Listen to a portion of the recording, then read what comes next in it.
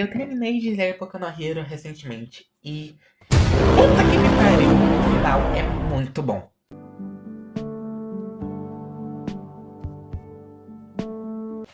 Opa, e aí, sou a Pérez e sejam bem-vindos a mais um vídeo. Aproveitando que o anime tá chegando ao final, vim falar do maravilhoso final de Boku no Hero Academia. Isso daqui é mais um dos meus vídeos rápidos enquanto eu trabalho nos longos. Então, bora lá para esse mini essay do final. Eu tava lendo com um enorme sorriso no rosto, sabe? É muito bom. Eu entendo as críticas, entendo até o que minha amiga, que odeia a obra e o final, diz.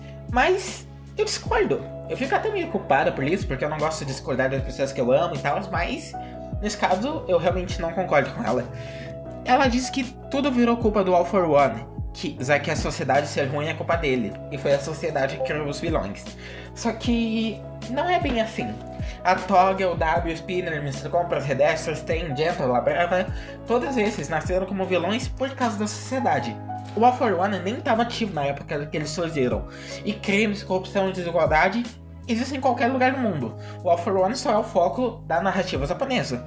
O que acontece é, Boku no Hero é, na sua essência, uma história de heróis.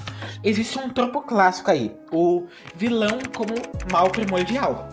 É isso, o mal que escolheu ser mal, o rei dos demônios, o Darkseid ou o Thanos da obra. Se o Shigaraki barra Shimura, Tenko, é a destruição encarnada porque nunca foi salvo, tipo o Magneto ou o Duas Caras, o All for One é a maldade que existe só por ser mal, existe por si mesmo. Tanto que o próprio Hawks questiona a humanidade dele. E eu vou voltar nesse ponto um pouco mais tarde. Mas aqui que tá a sacada. O final não cai nessa armadilha de ai, foi tudo culpa do All for One.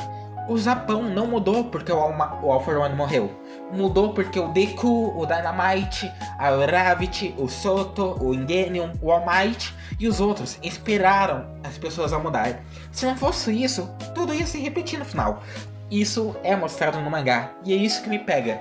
O mundo inteiro viu o Deku se esforçando não para matar o Shigaraki, mas para salvar ele. E isso é heroísmo de verdade. Todo mundo viu e torceu para ele, falou para ele ter força, para ele se esforçar para derrotar o All for One, para ele mudar o mundo. E foi isso que ele fez. É remanescente do que o Serno Nightai disse. É uma questão de energia.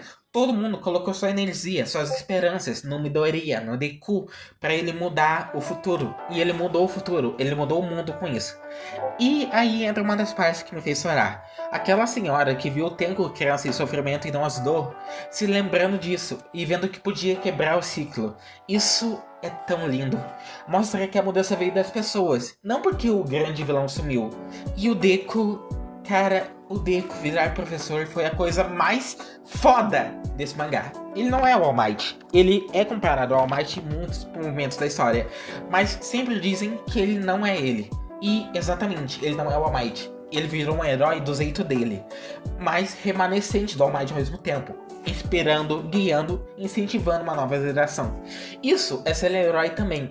A forma como ele motiva o Dai no final é puro heroísmo, e não tem como negar isso. Ele continua sendo herói, só que do jeito dele.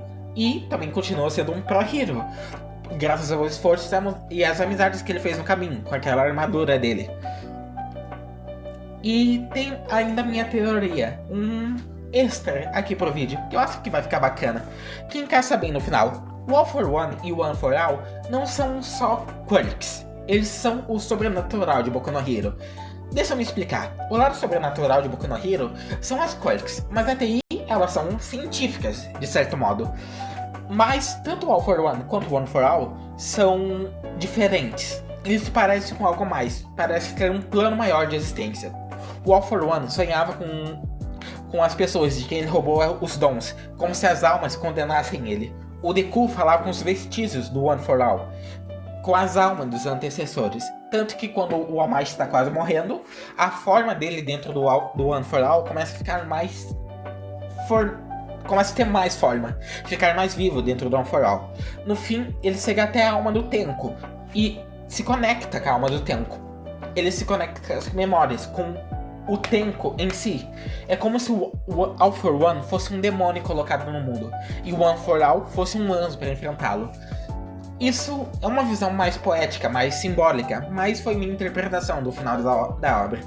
E o fato deles terem nascido de uma Immaculate Conception, pelo menos essa foi minha interpretação da história de origem deles, só me faz dar mais força a esse pensamento. Sem falar nos diversos momentos que o All for One se compara a um rei dos demônios.